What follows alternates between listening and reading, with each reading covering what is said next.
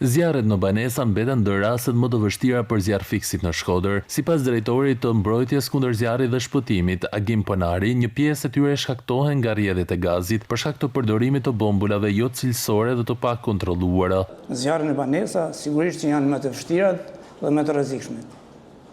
Sepse nuk është zjarr brenda banesës dhe të eliminon ajrosjen, rrezikun e asfiksimit, gjitha i ka.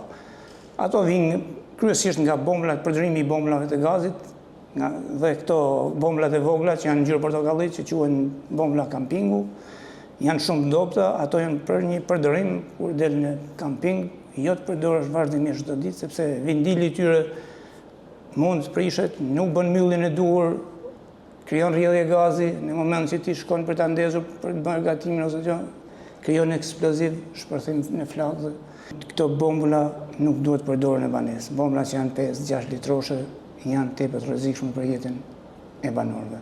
Ponari apelon që qytetarët të shmangin përdorimin e bombulave të pasigurta. Ai këshillon gjithashtu pajisjen e banesave me detektor tymi, të cilët mund të sinjalizojnë në kohë praninë e zjarrit.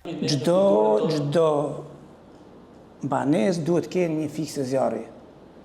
Do të kenë detektor tymi.